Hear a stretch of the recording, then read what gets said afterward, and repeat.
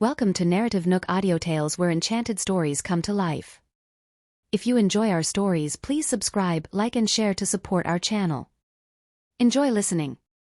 When Sophie heard that, she took the chart from Arius and scanned through it, and her face fell. Is it because of Mom and Willow? Sophie figured those two were the only ones who could upset Josiah. Who else could it be? They really went overboard. Do you know what they told old Mr. Tanner? Morgan answered for Josiah. He could no longer keep it to himself after seeing how affected Josiah was because of the two women. Morgan, Josiah interrupted. He did not want to burden Sophie with what happened.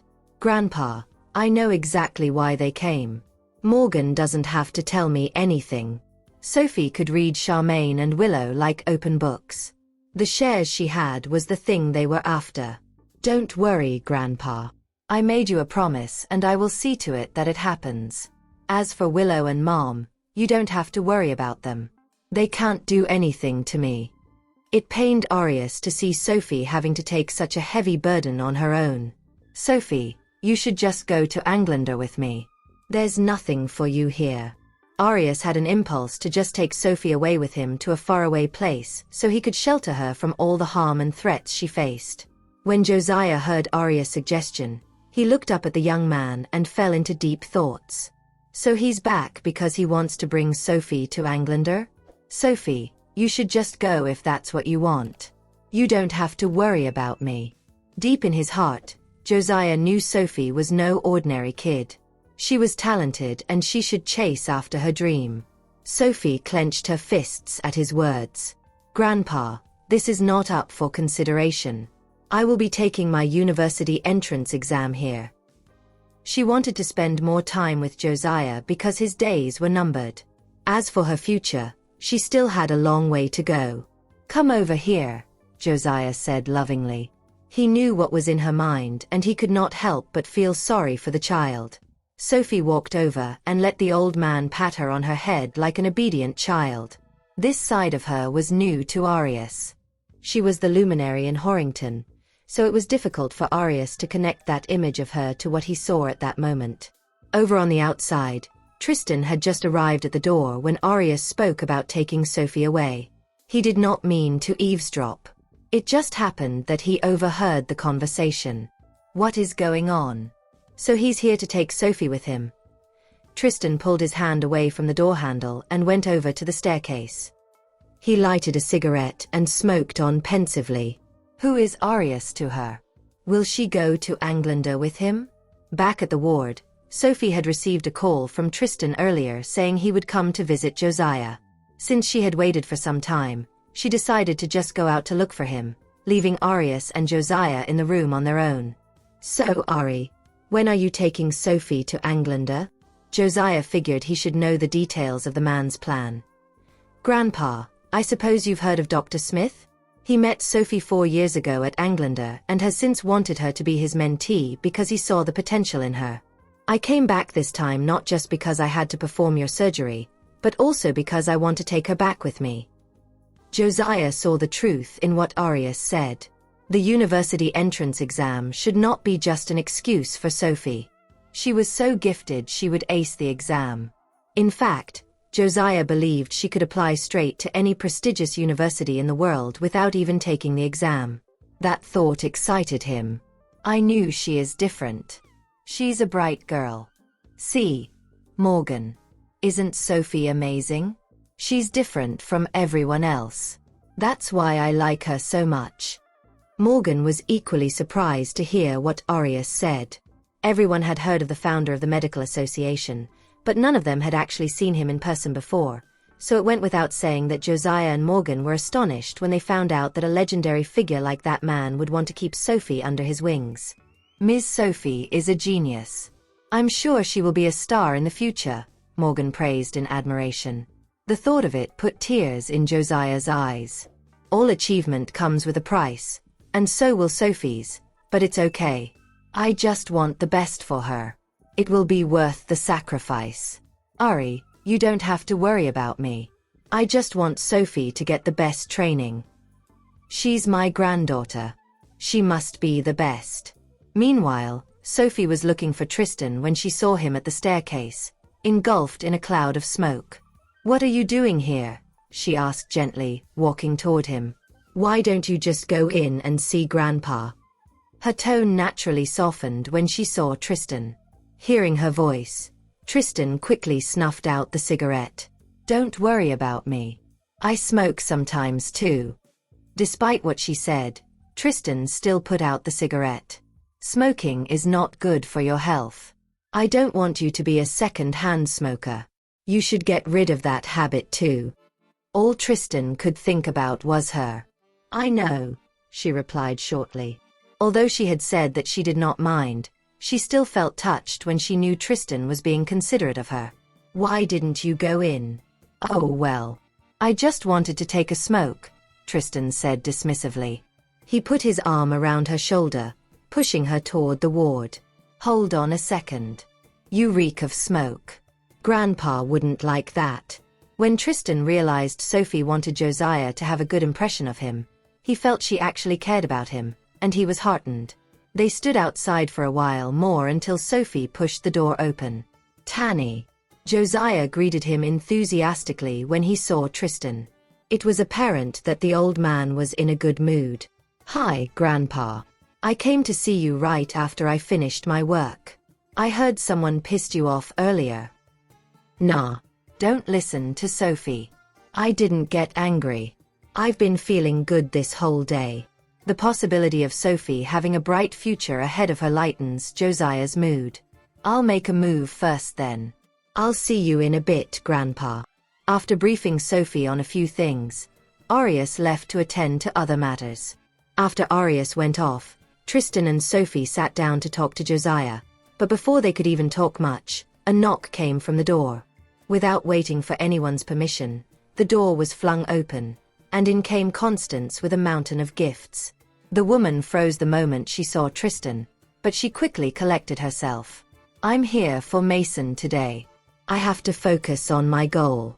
"Hi, old Mr. Tanner. I'm sorry it took me so long to pay you a visit. Mason's not doing well, so I've been taking care of him," she said courteously. "Speaking of, I didn't know Sophie knows Dr. Gulliver. She must be really well connected to have friends like him." Josiah flashed her a polite smile as she walked in. He was not a huge fan of Constance. "What does she want?" "Oh, you don't have to come all the way here, actually. You should just stay and take care of Mason." Josiah was not even trying to conceal his dislike of the woman. If it were usual times, Constance would have just left, but that time, she had to suck it up because she needed a favor. "Come on, old Mr. Tanner. The Lairds and the Tanners will soon be joint in marriage. I should show my sincerity." Constance seemed to be very proud of herself when she mentioned the engagement. She thought there was no way Josiah would turn her down now that she brought the engagement up, but the old man's face fell sunken the moment he heard that. Mason and Willow were indeed engaged. "Old Mr. Tanner, Mason is part of your family too. Why don't you just help him out a little? You know how Willow is crazy about him, right? She must be heartbroken now that Mason is in this state." Josiah still did not understand what was she trying to get at. "Well, what happened to Mason is not our fault. Besides, it's not like we're able to do anything for him." "Mrs. Laird, I really don't understand what you are trying to say, but no matter what it is you would like to convey, I don't have the solutions you're looking for, so please leave. You can't help me, but your granddaughter can. She's good friends with Dr. Gulliver. He will definitely help Mason if she asks him to." Constance looked at her in anticipation, hoping Sophie would crack under the pressure of Josiah's presence. The old man finally understood why Constance came to visit. "Grandpa, you should get some rest already." Sophie finally broke the silence. "You've heard enough nonsense." "All right." Josiah played along readily. Constance had always been rude to Sophie, and Josiah took it to heart, so it was obvious to the old man that Sophie would not grant Constance the favor. "She must really think we owe her." "I'm sorry, Mrs. Laird. As you can see, I'm not feeling very good myself. I really need to be well rested for the surgery tomorrow." Please make a move if you have nothing else to say. Hey! Constance finally lost it. Do you not understand what I said? The Tanners used to suck up to us to get all kinds of benefits. Don't tell me you're turning your back on us now that things are not looking good for us. You should know better. Constance lashed out at Josiah without holding back, forgetting that she was there to plead her case. Josiah smirked at her remarks. You know what? I don't care what went on between you and Yale. I couldn't care less. As for you, I hope you know your place. You're not the boss here, so stop acting like one. Josiah decided it was time he toughened up against the woman. What did you just say? Constance shook in fury when Josiah showed her his true color, but she still tried to compose herself. I would have let you have a taste of your own medicine if I weren't here to ask for a favor. Old Mr. Tanner, you were around since Mason is still a child. Don't tell me you feel nothing for him now that he is in this state. Do you really want to see him ruined? Constance questioned. As for Sophie, Constance stopped and softened her tone. I was wrong for trying to split you and Mason up. I promise I will not stand in the way anymore if he recovers. This was the first time Constance swallowed her pride in front of Sophie. Tristan was angered when he heard her proposal. What is she even thinking? Sophie and Mason? Over my dead body. He's already out of the game a long, long time ago. Mrs. Laird, Sophie snapped. Do you really think I like Mason all this while? Constance suddenly felt the tables were not turning for good. Sophie, I mean it when I say I'm sorry. Please, help me. Even if you no longer feel anything for him, you should still help him for old time's sake. Are you serious? Sophie scoffed in disbelief. I never once liked him. Sophie really did not admire him. It was true that she once thought Mason was a nice guy, but that perception was shattered when Mason betrayed her. He's not even worthy to be called my friend. Sophie was not planning on being cruel, but Constance had really exasperated her, and she did not want to waste any more time on the matter. Sophie Tanner. How dare you? That was the last straw for Constance. Mrs. Laird, you might think your son is a good man, but to me, he's just a spineless boy who can't even stand up against his own mother. He would be nothing but a useless piece of shit if he were not born in the Laird family. Sophie did not sugarcoat anything. Also, you're right in saying that Arius is my good friend. Indeed. He will help Mason if I ask him to, but why should I? Do you think I'm the kind of person who returns good for evil? Constance thought Sophie would budge if she apologized, but she got it all wrong. She was taken aback that Sophie had the heart to refuse her outright. Sophie Tanner, how could you? You're so petty. A loose tongue causes trouble. Have you heard of that? Tristan finally spoke. Grandpa, I brought 2 bodyguards with me actually. Let me know if you need their help. I knew there would be pesty people here today. Well, I don't mind using their help. Josiah was glad to hear the suggestion. He had already had enough of a nuisance for the day, and he needed some quiet. You will not do that. You can't do this. Madam. Before Constance could retort further, 2 men came toward her and gestured at her to leave. She glared at the men and dared not move an inch.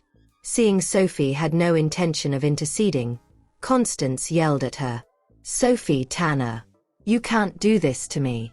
You can't do this to Mason. The woman was distressed. She was unwilling to give up since she had done so much to find a cure for Mason, but the guards were equally adamant. Each of them grabbed one side of her shoulder and dragged her outside of the ward. Tristan followed after them to the door. I don't want anyone else to disturb us for the rest of the day. If anyone insists on coming in, make sure they learn a good lesson. I will take responsibility for any damages incurred. Yes, Mr. Tristan. When Constance heard his warning, she was so frightened she held her breath. By the way, Mrs. Laird, I forgot to tell you that Sophie's my girlfriend, so don't even dream about shipping her with your crippled son. You bast. Constance was incensed when she heard the insult, but when she saw Tristan's deterrent eyes, She sewed her lips immediately. You'd better not entertain any silly ideas in that head of yours. Who knows, I might make Mason Laird vanish out of thin air, he warned, glowering at her. I doubt you'll be able to have another child given your age. Constance felt she was engulfed by fear. Another child. Yes. I'm too old to have another baby. Constance did not doubt what Tristan said. She knew full well that he was completely capable of getting rid of Mason if he wanted to. Please, Mr. Tristan. I beg you. You have to save Mason. I promise you I'll never see Sophie again if you help me. Constance begged with her dear life. Who gave you the guts to threaten me? Why? If I refuse to fulfill your request, does that mean you can appear in front of Sophie? Tristan was a man of few words, but he couldn't stop himself from speaking more than usual as the matter concerned Sophie. Remember, the Laird family has no right to speak before me, he concluded in a cold tone. Constance loved using her family's influence to force others into submission, so he was merely giving her a taste of her own medicine. The thought of how she used to bully Sophie merely served to increase Tristan's displeasure. They were about to suffer from his wrath. Mr. Tristan. Before Constance could say anything, Tristan spun on his heels impatiently and shut the door. The security guard grabbed her shoulders when she took a step forward. Don't you know Mr. Tristan's temper? If you insist on angering him, I shall break your arms, he warned. Hey! Constance was furious. Who do you think you are? You're just a dog guarding his door. Do you think you're that good? Ha! A guard dog is better than someone like you, the bodyguard mocked. As she was being rude, he gave her a push that sent her toppling. The Lombard family can afford to take someone's life, the bodyguard warned when Constance tried to enter the ward. There were a few medical staff watching the debacle at the side. Constance was usually rude to them, so none of them came to help her up. Did you send her away? Peace was finally restored in the ward, so Josiah was pleased to see Tristan and Sophie together. Yes. Old Mr. Tanner, you won't mind what I did, right? Tristan asked. He did that so Josiah could have some peace before the surgery tomorrow. Of course not. I'm satisfied with your arrangements, Josiah replied cheerfully. You should head out on a date. I need to take a nap. Tristan is a good boy. He's the perfect partner for Sophie. Sophie was speechless. Why did he ask us to go on a date that calmly? We shall leave now, old Mr. Tanner. Tristan took Sophie's hand and dragged her out of the ward.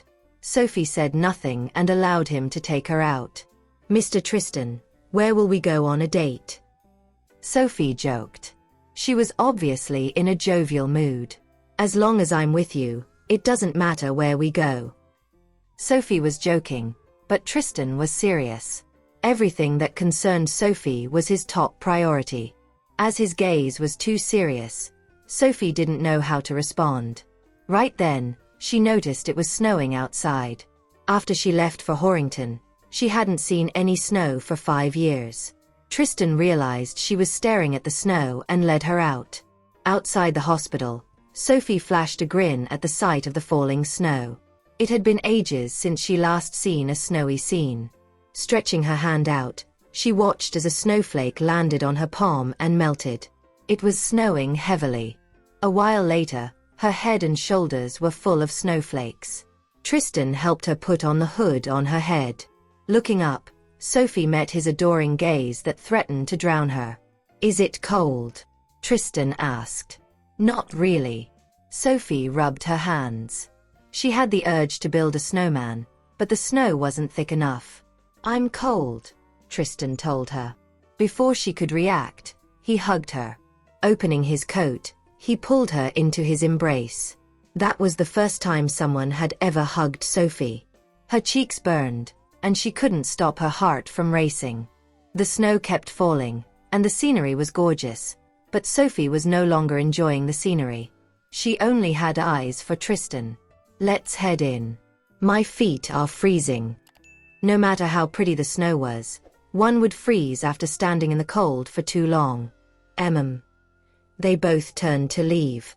Sophie wanted to walk alone, but Tristan refused to let go of her hand. He gripped her hand tightly. "Mr. Tristan, let me walk alone. The road is too slippery, and I'm afraid I'll fall." "Thanks for supporting me," Tristan lied through his teeth calmly. Sophie rolled her eyes in exasperation. "Forget it. He can say whatever he likes as he's handsome. I shall stay quiet." They soon arrived at the ward that was heated. Sophie could finally warm herself up. She stood in front of the window and enjoyed the gorgeous scenery outside. The scene outside was very much to her liking. Tristan helped her to take off her down jacket. He shook off the snow and hung it up. Josiah's surgery was tomorrow, so Sophie was overcome by uneasiness. She couldn't help but grow annoyed by the feeling. However, she couldn't disturb Josiah, for he was most probably asleep then. "What's wrong? You look worried." "Is it about your grandpa?" Tristan asked gently. She needs to calm down. Alas, she's too involved to realize it. Old Mr. Tanner matters a lot to her, so she can't calm down now. Yes. If it was someone else were to ask this question, Sophie wouldn't have poured her thoughts out. Since it was Tristan who posed the question, there was no need for her to hide her feelings. "I'm very worried about him." Hearing that, Tristan took her hand and brought her into his embrace. "It's fine. I'll be by your side, so we'll keep him company together," he promised. He dared not tell her that the surgery would be a success, for that was out of his control. No matter what the result would be, they would face it together. That was one thing he could promise her. Sophie leaned onto his chest quietly and fiddled with the corner of his shirt. Right then, someone knocked at the door. Tristan released Sophie and went over to answer the door. Arius was standing outside. He let out an icy snort after seeing Tristan there. "Aren't you busy, Mr. Tristan? Why are you spending your days in the hospital? Do you want to be a doctor?" he mocked. Tristan was feared by many, but he was an exception. He was annoyed that Tristan remained by Sophie's side. "That's none of your business," Tristan responded. His tone was harsh, but he still looked as elegant as ever. "Sophie, he sucks. Don't give him any chance, all right?" Arius didn't bother hiding his dislike for Tristan. "How are you doing? The surgery is going to commence tomorrow." He came to see her hoping to stop her from thinking too much. "I'll be operating on him, so you don't have to worry. He'll be fine," Arius assured her.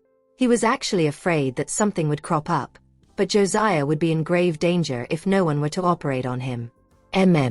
You should get some rest and do well in the surgery tomorrow." "I'm fine." It seemed ridiculous that the primary attending surgeon was there to offer her some comforting words. "Stop being delusional. I was bored and came to visit you. I'm not here to comfort you." Arius scratched his head shyly. Without warning, a commotion sounded outside. Sophie furrowed her brows. Josiah was asleep, so she couldn't help but wonder who had created a ruckus outside. "Let me find out who it is," Tristan offered. "I've stationed my bodyguards outside. I can't believe someone dares to cause a commotion." Tristan went out to see Yale, insisting on entering the ward. "Who the hell are you? Who hired you? My father is inside. Why can't I go in? If you refuse to let me enter, I shall call the police." Yale snarled. He had no idea who the bodyguards were. They might seem menacing, but he had to enter the ward for the sake of Tanner Group.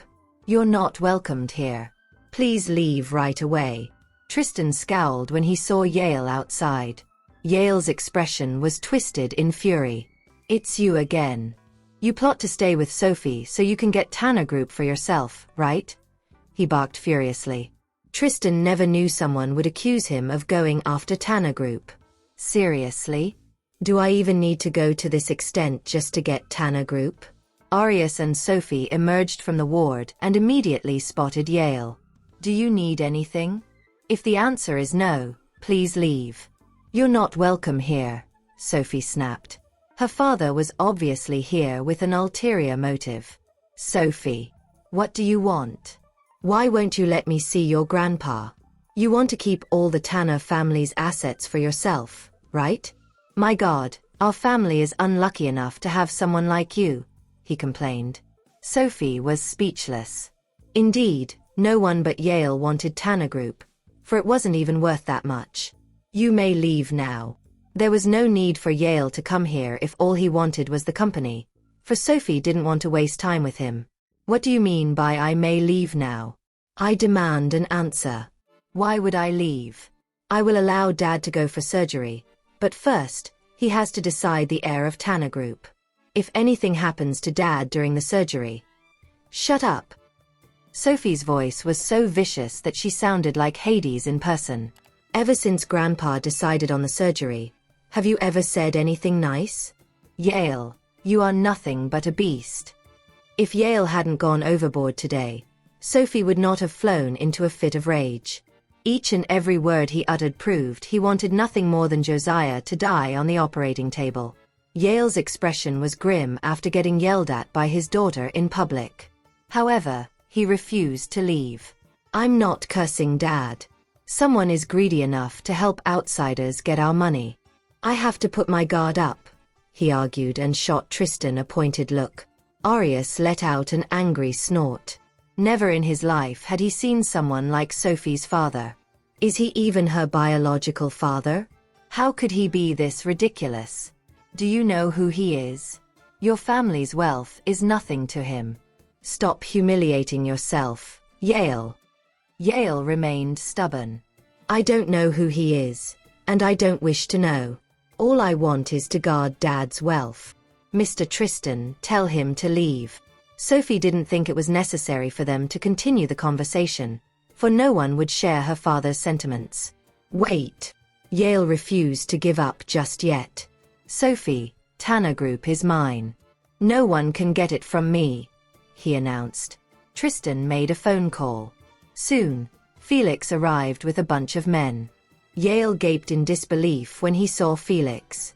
Tristan was a stranger to him, but he had met Felix once previously. He couldn't hide his shock when Felix showed up. Mr. Northley? Why are you here? He blurted out. Felix shot him a look. Mr. Tristan, the men are here. Ignoring Yale, Felix strode over to Tristan. Mr. Tristan? Comprehension dawned on Yale. So this young man who Dad calls Tanny is the infamous Mr. Tristan? Sophie, is he really Mr. Tristan? Yale still refused to believe his ears and eyes. Take him away. Release him only after old Mr. Tanner recovers from his surgery, Tristan ordered. Got it, Mr. Tristan, Felix replied politely. Yale panicked at once. Mr. Tristan, I was wrong.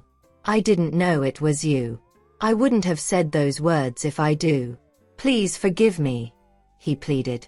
His legs were trembling in fear. Everyone knew that Tristan was a formidable presence in Gypsdale that no one should cross, for he was capable of deciding anyone's fate. Alas, Felix's man didn't give him a chance to even speak. Mr. Tanner, please don't make things difficult for us as you're Ms. Tanner's father. If they were to take action without sparing his reputation, Sophie would be affected as well.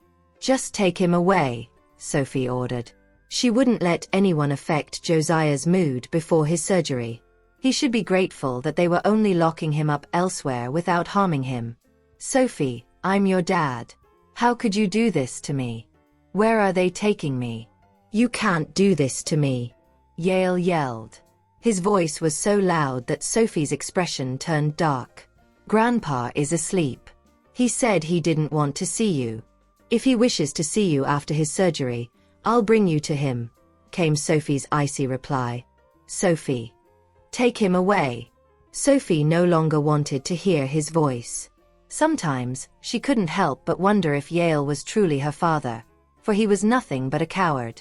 After Yale was taken away, the hallway was silent once more. Mr. Tristan, I'll take my leave now, Felix said. Tristan nodded, and Felix left with his men. Arius let out a sigh. Sophie, I don't think there's anything in Gypsdale that's worth your time. After the surgery ends, follow me back to Anglander, he suggested.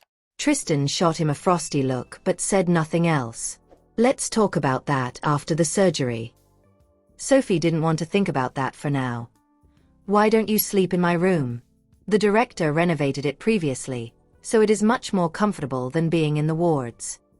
Arius didn't want her to spend a night together with Tristan in the same room. Just the mere thought of it made him upset. Why does she treat Tristan differently? No thanks. I'm doing fine here. Sophie rejected his offer. Tristan had the urge to kill Arius on the spot, but he quickly calmed down after hearing Sophie's reply. No matter how much Arius sacrificed, he wouldn't mind as long as Sophie's heart belonged to him. Tristan put his arm around Sophie's shoulder and led her into the ward. He didn't even bother talking to Arius and slammed the door in his face. Arius cursed under his breath. Tristan is savage. He's declaring war, huh? Tristan, do you seriously think I'm afraid of you? Let me tell you. Hearing his yells, Tristan opened the door and stared at him without a word. Arius rubbed his nose awkwardly and pretended to glance at someone else in the corridor before leaving silently. Fine. I'm not as strong as Tristan. I didn't forget how Tristan beat me up back then. Why am I this unlucky to run into someone as savage as Tristan? Arius Gulliver, am the most capable doctor in the medical association. What is it with my ass luck? After he left, Tristan shut the door and turned to see Sophie staring at him wordlessly. He shrugged. I didn't say anything. He was too noisy. You're right. He's quite a talkative, Sophie admitted. Do you like men who are talkative? Tristan asked suddenly. If she nods, I'll have to figure out a way to make Arius disappear. However, Sophie shook her head. No. Tristan was satisfied with her response. The surgery was going to be held at 9 in the morning. After snowing the whole night, the sky was clear. Sophie woke up really early morning to chat with Josiah. She didn't talk much, for Josiah did most of the talking. However, she wanted to spend more time with him. Suddenly, Josiah fell silent. Sophie glanced at him curiously. The surgery is about to begin soon. Is he worried? Sophie, come here, Josiah said solemnly. Sophie had never seen him that serious before. She went to him obediently and took his hand. Grandpa, you'll be fine, Sophie said firmly. She had to be strong. I'll keep you company during the surgery, she promised. Arius was there, so she had the privilege to do so. Josiah told her, Sophie, don't go in later. I don't want you to take part in the surgery. Arius said she was talented. If she were to participate in his surgery but failed to succeed, it might affect her future. He didn't want that to happen. Grandpa. Sophie shot him a disapproving look. I promise to stay with you. No matter what, I'll keep him company throughout the surgery. Josiah let out a sigh. Sophie, don't you know you'll get hurt easily with your personality? I'm delighted to learn that you're talented in medicine, but I want you to be happy, all right? I know. Don't worry, for I'll be happy, Sophie promised despite not knowing what happiness was. If that was what Josiah wanted, she would fulfill his wish. I know you're capable, and you've done everything you promised me you would. On the other hand, I promised to protect you when you were young but ended up breaking my promise. He wasn't there when Sophie needed him the most, and he would never forget that. Seeing how worried he was, Sophie reached out to stroke his furrowed brows. Grandpa, you didn't break your promise. The incident that happened 5 years ago wasn't that bad. If it hadn't happened, I wouldn't be who I am today. I'm quite satisfied with myself. Stop blaming yourself, all right? She knew Josiah had been blaming himself for his absence for not being there for her, so she wanted him to know that she was doing great. Sophie. Oh, my dear Sophie. You're so kind, Josiah lamented. She never wanted anything, but the others in the family don't understand her at all. Sophie never wanted the Tanner family's wealth. Don't say that, Grandpa, Sophie implored. She didn't want to see him acting as though he wouldn't survive the surgery. Josiah squeezed her hand. I'm really useless, he remarked softly. Despite being in his old age, he was still a coward. No one in the Tanner family was Sophie's match. Sophie shook her head. Grandpa, everyone is afraid of dying. She had been on the verge of death previously and could understand his feelings. Her eyes seemed as though they could see through his heart, so Josiah promptly looked away. Promise me. If I can't survive the surgery, take care of the Tanner family. He knew she was capable enough and wasn't interested in the family, but he had worked hard to build Tanner Group. Thus, he didn't want to see Tanner Group go downhill. Grandpa, that won't happen. It's almost time and Arius should be ready. Sophie changed the topic.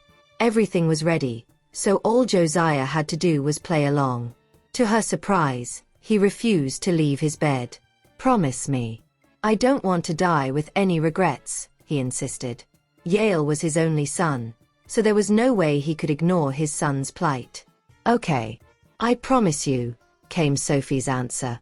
She would do her best to fulfill Josiah's requests no matter how hard things would be.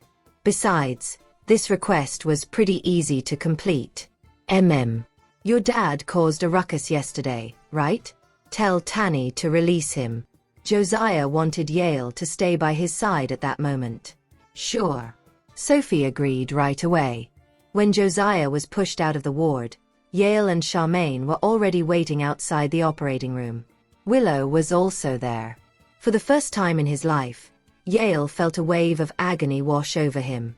He strode over to take Josiah's hand. Dad, you must survive this, he said. He didn't even feel the pinch previously and only changed his mind after seeing his father being pushed to the operating room. Yale belatedly realized that his seemingly invincible father was really getting old. Josiah gazed at his son. Yale, you're my only son. I used to have high hopes on you, but you're too ordinary. When I'm no longer here, let Sophie run Tanner Group. You should just take your dividends instead of creating a ruckus, he said solemnly. Dad, what are you talking about? Yale's voice was trembling. Your daughters are all grown up. Why are you crying? Stop it. Don't embarrass me, Josiah chided. Dad, you'll be fine, was the only thing Yale could say. Josiah was pushed into the operating room. As Sophie was nowhere to be seen, Willow told Charmaine. Mom, Sophie didn't even show up for Grandpa's surgery. She doesn't even care about Grandpa. Grandpa adored her so much. What an ingrate.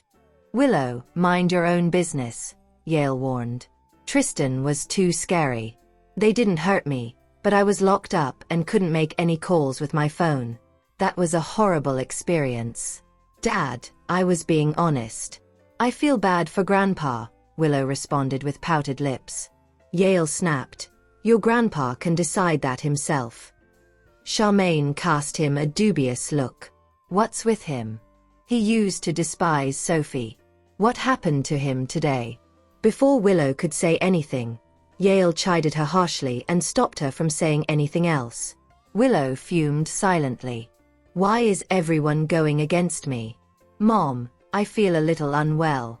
I'll go and get some fresh air, she said. Charmaine gave her a disapproving look. Willow, your grandpa is in the operating room. Don't be willful, she chided. Willow was unlike her usual obedient self that day. Mom, I am supposed to meet Mr. Zales later, Willow explained. She had no idea why she got lucky. Clayton took notice of her after she appeared by his side deliberately. What? Really? Charmaine was elated. Go then. Seize the opportunity, okay? But Grandpa. There are plenty of people here. The doctors are here too, and you can't be of any help. Just go. Charmaine urged. If we get to establish connections with the Zales family, Willow will get a chance. The Zales family is much more influential than the Laird family. Willow knew what her mother was thinking. After gaining Charmaine's approval, she sneaked away quietly. Arius and Sophie had changed into surgical gowns. They were disinfecting themselves for the last time when the doors slid open. Sophie turned at her shoulder to see Barney Smith, a renowned doctor, the founder of the Medical Association, and also Arius' mentor. "Dr. Smith? Why are you here?" Arius was surprised to see Barney here, for the latter was recently busy with an important experiment in the lab. "I can't believe he made time just to be here. I received a call from Mr. Lombard and rushed here immediately. As I was busy in the lab, I didn't know about old Mr. Tanner. Why didn't you tell me about his condition? If he knew about it earlier, he would have come here at once. Fortunately, he had arrived just in time for the surgery. I was worried you were busy. Besides, I'm confident of undergoing the surgery myself, so I didn't bother informing you," Arius explained. Barney turned to Sophie and reprimanded him. "Sophie, didn't I tell you to come to me for help no matter what? You didn't come to me even though old Mr. Tanner is in danger." "Dr. Smith, you were too busy, so I didn't ask for your help," Sophie clarified. Barney sighed. "Don't say that. I might want you to be my student, but I won't coerce you into doing anything you're not willing to do." Arius rolled his eyes. "That's because you know coercing her won't work." He knew his mentor well and was embarrassed to hear those pretentious words. Barney glared at him. "Is it fun to humiliate me? Did you forget that I am your mentor since I haven't punished you for too long?" he snapped. Arius argued, "Dr. Smith, you're wrong. I'm merely telling the truth. You have been dreaming of making Sophie your student every day, right?" "Oh my, life is tough and I can't even tell the truth." Barney glared at him and huffed. "Yeah, you're damn smart." Sophie chuckled out loud after hearing their exchange. She was reminded of the times they shared back in Horrington. Arius got Barney a surgical gown and helped him to put it in. Barney then began scrubbing his hands. "Can I come in?" Tristan asked suddenly. He wanted nothing more than to be with Sophie. The only thing he could do for her was to invite Barney over. Even though he couldn't be of help, he didn't want her to leave his sight. "Mr. Tristan, do you think we're having fun inside? This concerns someone's life. Do you think it's an exhibition?" Arius declared. Tristan ignored him and kept staring at Sophie. "Why are you so talkative? Mr. Tristan can watch the surgery if he wants." "He won't affect you," Barney chided. Back in the Medical Association, Arius wouldn't stop anyone from watching any of his surgeries. Sophie nodded. She knew Tristan was worried about her and wanted to stay by her side. After the preparations were made, the four of them went to the automated glass doors. The doors slid open, and Barney brought Arius into the operating room. Sophie halted in her tracks momentarily. "Good luck. Everything will be fine," Tristan assured her. He wanted to give her a hug, but she had to enter the operating room soon, so he couldn't do that. I'll head in now." It was pointless to say anything at that moment. Sophie's priority was to focus on the surgery. Tristan stared at her fragile figure stepping into the operating room and felt his heart ache at the sight. He could only pray that Josiah would be all right. He didn't even want to imagine how Sophie would react if Josiah couldn't survive the surgery. After Sophie headed in, and the surgery began, Barney didn't take part and would only provide guidance from aside. "Sophie, help Arius." Her hands were extremely important in the surgery, for even Arius' hands weren't as nimble as hers. Sophie nodded. The anesthesiologist had already injected Josiah with the anesthetics, so he was lying in bed with his eyes shut. Arius was ready. "Good luck," he told Sophie. Sophie gave a firm nod. Arius and Barney, both renowned doctors, were here in the operating room, so Josiah would be fine. The surgery began. Sophie and Arius worked well with one another. Their actions were very much in sync. That was the first time Tristan saw Sophie performing surgery. Each and every action she did was devastatingly attractive. Sophie was breathtakingly beautiful when she was focused on doing one thing. The surgery went on smoothly. Barney couldn't help but wish he could bring Sophie back to Englander after seeing how nimble her hands were. "Here, it's your turn," Arius told her. That was the most important part of the surgery, to remove the bullet fragment. Sophie looked up. He wants me to do it? You're the only one capable of doing it, Aureus explained. He knew she was very precise, so the surgery would end faster if she were to do the deed. You can do it, Sophie, Barney encouraged her. After this surgery, she'll know the significance of becoming a doctor. Everyone trusted her immensely, so Sophie knew she couldn't back down. Okay. She focused on removing the bullet fragment. It was tiny but had tortured Josiah for many years. Thus, she was determined to remove it to end his suffering. In 20 seconds, Sophie removed the bullet fragment deftly and without mistakes. After the removal of the bullet fragment, follow-up work was just the usual routine. When the operation was over, Josiah was pushed into the observation room. Sophie and Aureus went to shower and change. However, Sophie found herself leaning against the wall, her hand trembling uncontrollably. Sophie bit her lip as she watched her trembling hand. Tristan had already showered and changed and was waiting outside for her. The moment he set eyes on her, Tristan noticed that something was not right, and he held her hand. It's okay now. You did a great job, Tristan said, consoling her. Sophie leaned gently on his body and slowly closed her eyes. Performing such a delicate operation was exhausting both mentally and physically, and she was totally drained now. It's okay now. You did well. Now, go and get some rest. Seeing her in this condition, his heart ached for her. On the operating table, Sophie's skill was so extraordinary that no one could take their eyes off her, but she was his woman, and he wished that there would be less pressure on her. Some might judge him for being selfish, but all he wanted was for her not to be so exhausted. I'll go and see Grandpa first. No matter how tired she was, she wanted to see her grandfather before going back to rest. The operation was done, but recovery would depend on close observation and aftercare.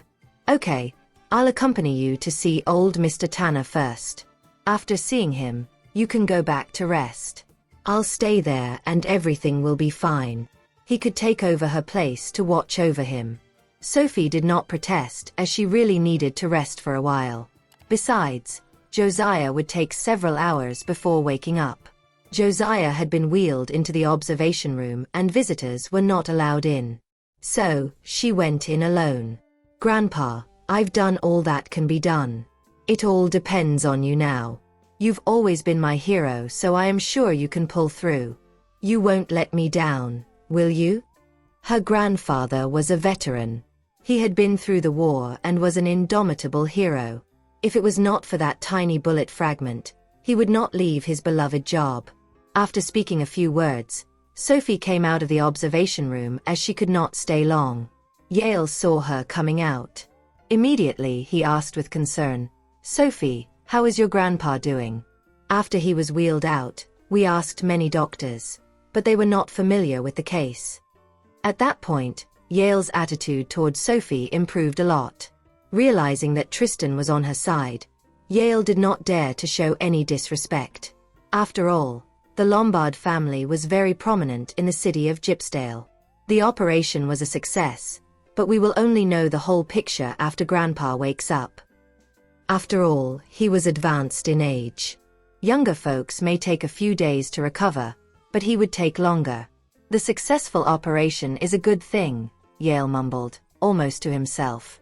Charmaine glanced at Yale in surprise. That was the first time he was so cordial to Sophie. Okay, you're tired. Go and rest. Tristan did not want her to stay and talk for too long. The operation had already sapped too much of her energy. Sophie stopped talking and went off to the VIP ward nearby, accompanied by Tristan. Why are you so nice to Sophie today? Is there something I do not know? She did not understand the present situation at all. What is going on? She did not like that feeling at all, as she liked to be in control of every situation. Have a better attitude towards Sophie in the future. The entire Tanner family can only rely on her in the future. Yale had not expected that after he spent so much time and effort on Willow, the boss turned out to be Sophie in the end. Charmaine frowned. Why? I don't understand. You don't need to understand. Who was Tristan after all? He did not even know if Tristan would mind others finding out about his relationship with Sophie. It did not matter what Tristan thought of Sophie, they could no longer ill-treat Sophie. Even if Sophie was just a pet kept by Tristan, no one would dare to harm his pet. Furthermore, no one really knew what Sophie meant to Tristan. What was that about? Can't you tell me the truth? We are one family, aren't we? Why is it necessary to be so secretive and hide the truth? Don't question me. Just do as I say, that's all. Charmaine was rather upset. She was his wife, after all. Why does he always use the same reason to shut me up? Tristan led Sophie to the ward. He had to see her lie down with his own eyes. Sleep well, so I won't worry about you, okay? I shall go over to Grandpa now and watch him. There won't be any problem. Mr. Tristan, I really appreciate this. She felt at ease having him around. You don't have to mention that with me. Tristan tucked her in, closed the door and left. Soon, she fell asleep and had a dream. The dream went on for a long time. In the dream, she was about 7 or 8 years old. Her grandfather went down on all four and dotingly carried her on his back. The memory became vivid, and it was difficult to differentiate between a dream and reality. Nonetheless, she had smiled sweetly in the dream. Then, the dream changed and it was about the recent surgery but was a failure. Grandpa. Sophie woke up in fear from the nightmare, drenched with perspiration. Sitting up on the hospital bed, Sophie gasped violently. With one hand placed over her beating heart, she reached out for her phone with the other to check the time. She had slept for more than 40 minutes. Unable to go back to sleep, she dressed up and went outside. Tristan was standing guard outside and saw her the moment she appeared. He walked toward her, frowning in disapproval. How long did she sleep? Why is she up already? Why don't you sleep a bit longer? He led her to a bench nearby and seated her. Seeing her covered in perspiration, he could not help looking at her with concern. What happened? Did you have a bad dream? Mr. Tristan, is my grandpa all right? As someone who was knowledgeable in the field of medicine, she knew that the operation was very successful, but as Grandpa's beloved little girl, she actually asked a silly question. Knowing that she was worried about Josiah, Tristan held her hand tightly. Didn't Arius say it's a completely successful operation? You took part in it yourself. She knew everything, but that did not stop her from worrying. Sophie nodded. That's true. She knew everything, from beginning to end. She knew it all. Yet, she could not help but worry. In fact, she was even fearful. Sophie leaned on his shoulder. I know that this is not good, but I can't help it. I can't control myself. She did not like it, but she cared too much for her grandfather, so she became all worried and felt awful about it. Worry has driven you into a mess, but you have really done a good job. After all, humans were born with emotions and desires, and there was no way to have total control over them. She had done very well. At that very moment, Arius and Barney came over. When they saw her in that state, Arius could not help but shake his head. Sophie, don't you trust me? As your mentor, I was right beside you throughout the operation. It was totally faultless. Sophie rose to her feet. Dr. Smith, thank you very much for coming here, she said gratefully, knowing how busy he was. Barney burst out laughing. My dear, I don't know when you will take me as your mentor. However, I'll wait, no matter how long it will take. As a leading figure in the medical field, Barney founded International Medical Association. The Medical Association had a lot of medical experts from all over the world under its umbrella. From the time he met Sophie, he had always wanted her to helm his medical association. Just give her some time. You're almost there. After going through so much, Sophie could think of nothing else but her grandfather. Fine, I will not rush you. For your sake, I have mastered Shanian. I'll leave it to you. At that point, he spoke Shanian well, but with a foreign accent. Arius shook his head. His mentor seemed totally obsessed with Sophie. However, Arius could understand Barney's feelings. Sophie was indeed the most gifted medical prodigy they had ever come across. Sophie, Dr. Smith has to leave now. I'm sure you know how much work he has at the Medical Association. Dr. Smith, let me see you out. Sophie decided to walk him to the entrance because he had come such a long way. You stay here. I'll walk with him. Tristan knew how much she wanted to stay with her grandfather, so he offered. Neither of you need to do that. It's good enough that Arius is with me. Barney understood how she felt, and he did not want her to do that. Tristan, you stay here too. Tristan had already done a lot to bring him over. Sophie, you stay here and watch your grandpa. Don't worry. I'll stay until he wakes up. He didn't want to go off just like that. Thank you, Dr. Smith, Sophie said sincerely. Anyhow, she was grateful that he had come all the way. At that moment, Constance turned up. She had heard that the founder of the Medical Association was visiting. Even though Arius was unwilling to help her, there was hope for Mason's legs to recover as long as Barney agreed to help. What she had not expected was that she had no way of reaching that level. Nonetheless, that was a rare opportunity to meet the foreign expert. Hello, may I know if you are Dr. Smith? My son's legs are broken. Can I ask you? Before Constance could finish speaking, 2 bodyguards came over immediately and caught hold of her. Seeing that it was her, Sophie's expression was particularly cold, while Tristan just glanced at the 2 bodyguards. This must not happen again, Tristan warned them sharply. The 2 bodyguards were so afraid that they broke into cold sweat. They were well aware of Tristan's fiery temper. Furthermore, they could not give him any satisfactory reply for Constance's intrusion. The woman had already entered the room, and that was an indisputable fact. Sorry, Mr. Tristan. The bodyguards apologized for their mistake, but the damage was done. Take her away. Dr. Smith, if you can heal my son's legs, I can give you whatever you want. Constance yelled, for that was her last chance. Barney frowned. He did not like the woman's attitude. There was nothing he wanted that he could not have so far. The name Barney Smith was synonymous with absolute power.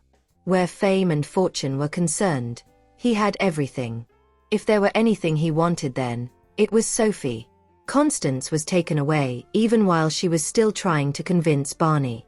Sophie, you must come to visit me in Englander.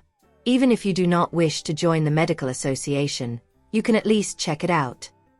He was confident that the moment she visited the Medical Association, she would definitely be fascinated by what she would see. All right, I will certainly pay the Medical Association a visit, Sophie promised. Arius sent Barney to the airport personally.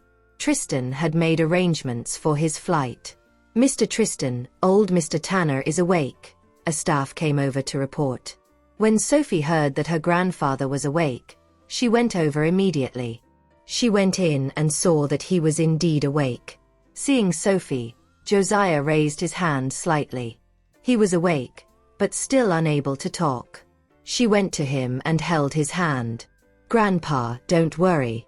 The operation was a success. After a few days of rest, we can go home. When Arius came back and found out that Josiah had awoken, he came immediately to examine him. After a series of tests, Arius looked rather pleased. You're recovering well. So, don't worry, old Mr. Tanner. Rest well for a few days, and be sure to listen to the nurses. Josiah nodded slowly as he listened to the doctor. At his advanced age, he felt weak after going through such a major operation, but his mind was still sharp. Grandpa, just close your eyes and rest, Sophie advised after seeing how weak he was. Josiah's eyes were on Sophie all the time. He knew that she was undergoing a lot at that moment. Since he was awake, she should go and have a good rest. Grandpa, I'm fine. She could see that he was worried about her. Grandpa, don't worry. I'm here for her. She's going to be fine. Tristan gazed steadily into Josiah's eyes. When Josiah heard that, he heaved a sign of relief. For some unknown reason, he trusted Tristan and took him at his word. Josiah fell asleep again. Arius patted Sophie on her shoulder. It's all good. Now that old Mr. Tanner has awoken, you can stop worrying. The truth was that when Josiah woke up, Aureus felt relieved too. He was worried about any mishaps that might happen. After all, every surgery involved certain levels of risk. That type of surgery Josiah had was especially risky. Thank you, Aureus. He waved his hands in reply. Sophie, if you continue doing this, I'll get angry. There is no need for you to stand on ceremony. Sophie did not say a word, but smiled instead. All is well and I'm tired. I'm going to sleep for a while. He was not going back yet, but he would leave only after Josiah's condition had stabilized. Aureus had gone to rest, and Morgan noticed that Sophie did not look well. Immediately he told Tristan, "Mr. Tristan, let me watch old Mr. Tanner. You send Ms. Sophie to get some rest." With Morgan there, the others need not worry. "Morgan, I'm fine." She knew they were worried about her, but she felt fine. "You should go home. I'm sure you don't want old Mr. Tanner to wake up and see you exhausted, or he'll feel really bad." "In that case, I'll go back and shower. Call me if there are any problems." She, too, wanted to shower at home. Regardless of how luxurious the VIP ward was, she didn't like bathing there. "All right, go on ahead," Morgan replied respectfully.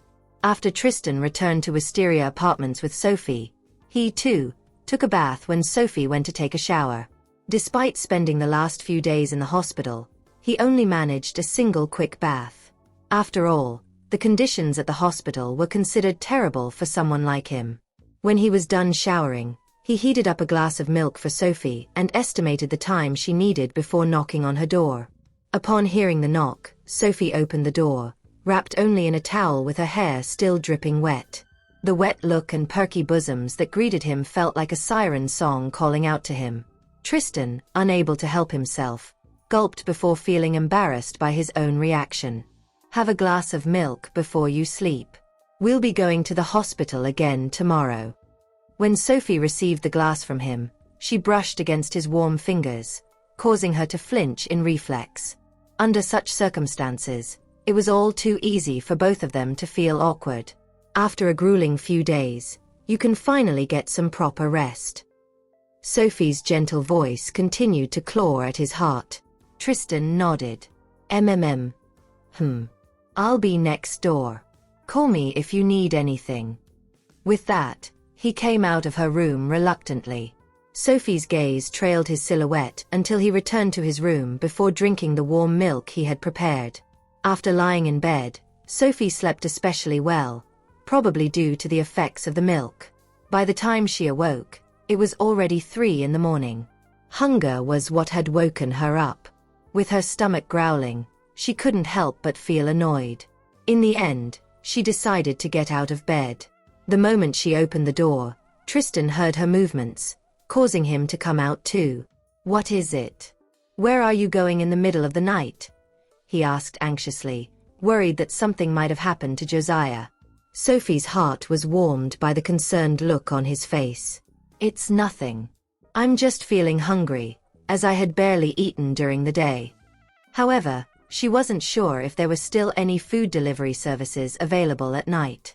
"I plan to order some food. Do you want anything?" I don't remember him having eaten much too. Given that he's 1.8 meters tall, shouldn't he be hungrier than I am? "Oh, in that case, let's have supper together." After going downstairs and taking their seats in the living room, Sophie opened a food delivery app. Despite browsing through it for a long time, she couldn't come to a decision. "Come on. Let's eat out instead." Sophie looked in his direction. Who goes out for supper at this ungodly hour? "Isn't it too late for that? You and me. Why not? As long as we fancy it, who's to say that we can't?" Sophie nodded. "You're right. Wait for me. I'll go get changed." Regardless of how brazen she was, there was no way she was going out in her pajamas. As Tristan waited in the living room for her, a smile broke out on his face. Who knew that this is all it takes to be happy? Even though he was just waiting for her to go out for supper, a sense of bliss had descended upon him. As long as they were together, he would be easily contented regardless of what they did. Meanwhile, Sophie had put on a red hoodie topped by a black down jacket. Due to how cold Gypsdale was, she didn't tie her hair. Given how juvenile she looked, Tristan felt guilty being together with her. He couldn't help but question himself on whether he was too old for her. What's wrong? From the moment we entered the elevator, he hadn't peeled his eyes away from me. Nothing, you just look very good in your outfit. Sophie was rendered speechless. How should I respond to that? I think I look good all the time. Not expecting such an answer, Tristan was stunned. I'm just kidding. Sophie couldn't resist laughing. It's been a long time since I've felt so at ease, and this feels wonderful. Tristan brought Sophie to a high-end barbecue restaurant. Unlike those by the street, it had a wonderful ambience and looked like a place Tristan would frequent. Nonetheless, they didn't expect to run into Felix and the others. At the sight of Tristan, Isabel ran up to them. Sophie, how is old Mr. Tanner? I want to visit him too. Over the last few days, her dad had grounded her at home. If it weren't for Felix, she wouldn't even have the opportunity to come out. He's fine. What about you? Are you still grounded by your dad? Isabel sighed at the topic. How did I end up having him as my father? Being grounded sucks. Let's not go there, as I get a headache just thinking of it. My dad is just too bull-headed. No one can change his mind. Mr. Tristan, you should stay by Sophie's side for the next few days. I'll hold the fort for you at the office. In return, this meal is on you. Felix grumbled the moment he saw Tristan.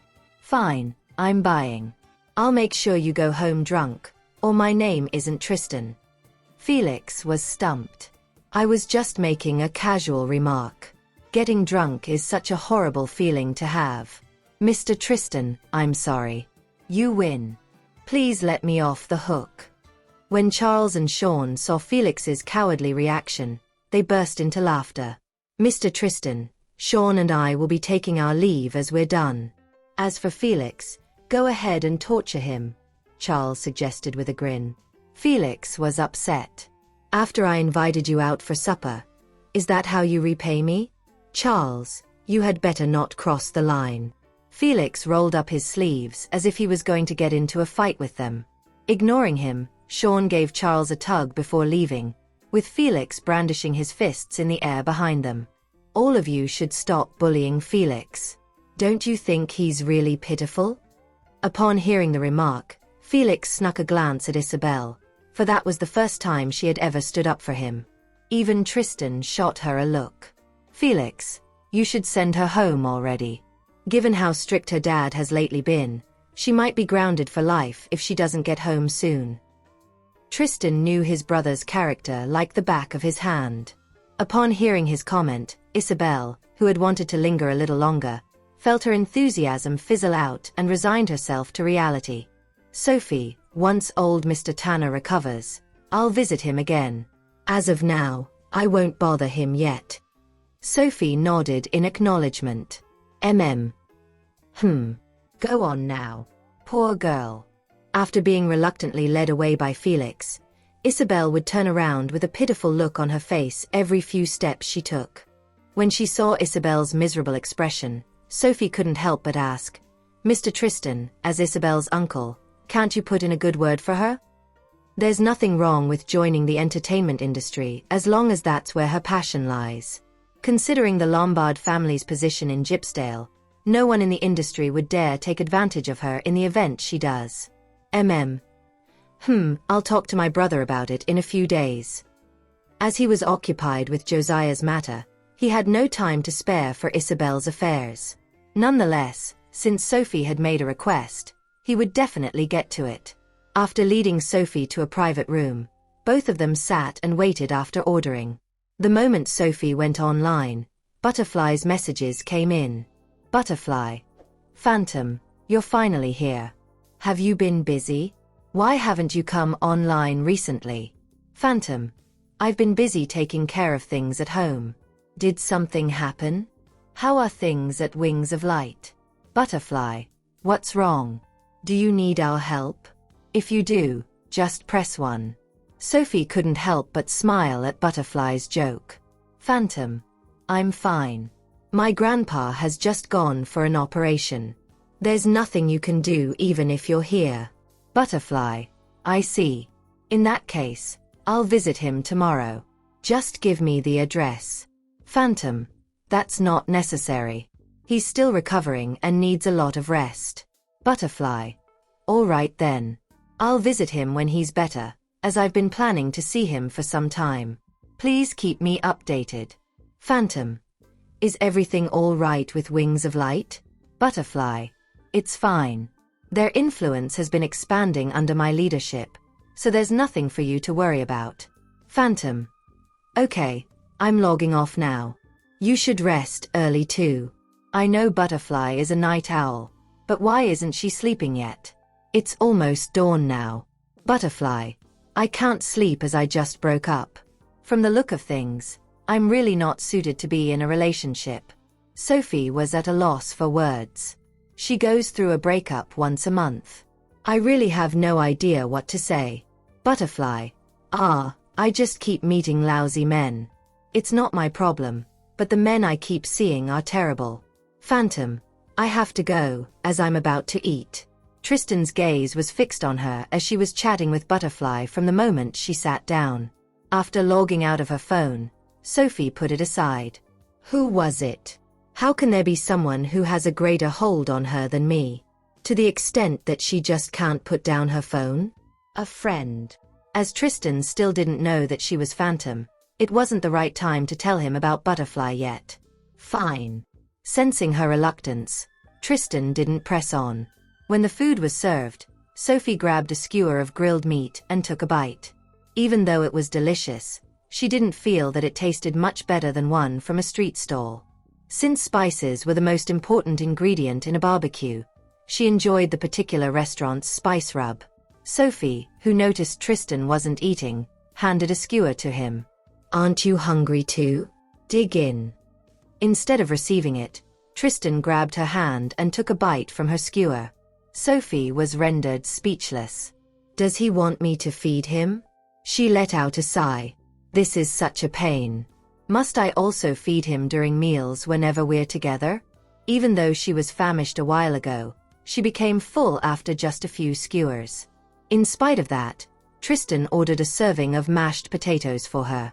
After taking a few mouthfuls, she could no longer move a muscle. As for Tristan, he finished her leftover mashed potatoes instead of the untouched barbecue skewers. After both of them exited the restaurant and got into the car, they saw Willow and Clayton appear in front of it. When Sophie was certain the lady beside Clayton was Willow, she couldn't resist snorting in laughter. Isn't she in love with Mason? What changed? Does she not fancy him anymore after what happened to his leg? That aside, why is Clayton with her? The fact that Clayton was behind the assassination attempts on Tristan wasn't lost upon her. At the same time, Tristan's expression darkened. There's no reason for Clayton and Willow to be in the same social setting. Now that he has her by his side, what is he planning? Who is he targeting? Tristan didn't forget the incident outside Blossom Garden, where Clayton discovered how special Sophie was to him. Therefore, he suspected that Sophie was the reason why Clayton had Willow by his side. As Sophie watched Willow, the latter in turn saw her and noticed the way Sophie was looking at her. As a result, Willow cracked a smug smile. Is Sophie already jealous when I haven't even done anything? All I'm doing is show up by Clayton's side. In that case, wouldn't she rage in jealous envy if Clayton and I really got together? Taking her attention off Willow, Sophie wound up the window to screen the latter out from her mind. I don't care what happens to Willow, but now that I control the Tanner family, there's no way I'm going to let her harm the family's interest. It went without saying that Clayton, too, saw Tristan and Sophie. Consistent with what everyone's thoughts were, Sophie was the reason why he had Willow by his side. Given how important Sophie was to Tristan, hurting the former was the equivalent of doing the same to the latter. After all, his only goal in life is to crush Tristan like an insect. Clayton, it's getting late. Let's. Willow offered herself to him. Since he kept her by his side, she was certain of his desire for her. After all, it wouldn't make sense for a man to do that and not lust after the lady, especially one that was of the nubile age of 19. For someone like Clayton, it would be impossible for him to resist. When Clayton checked the time, he realized that it really was getting late. In truth, even though Willow's beauty was undeniable, Sophie's presence made her look ordinary, smoldering any lust that he initially harbored for the former. It's getting late. Your parents must be worried. I'll get the driver to send you home. Clayton, I don't feel like going home. Where are you going? Let me come with you. My parents are busy these few days, so they don't have time to bother about me. Since the opportunity for her to stay by his side didn't come by easily, she was reluctant to leave just like that. Clayton, Willow swallowed her words. She was willing to sacrifice anything as long as she could stay by Clayton's side, even if it meant giving herself to him. Suddenly, Clayton grabbed her chin. I heard that you and your sister fancied Mr. Mason, and now, you've already changed your mind? How long has it just been since he was hospitalized? Willow, are your feelings for me really sincere? How are you going to prove it? Despite the pain from his brutish grip, Willow had no choice but to maintain her longing stare at him. Clayton, before I met you, I always assumed that I liked Mason's type. But after getting to know you, I realized I'm actually attracted to ambitious men like you. As for Mason, he's nothing but a mommy's boy. Thank you for listening. If you have enjoyed this story, please like and share so others can see it too. Also hit the subscription button and notification bell so you can be notified on our next release. Thank you for your support. God bless you.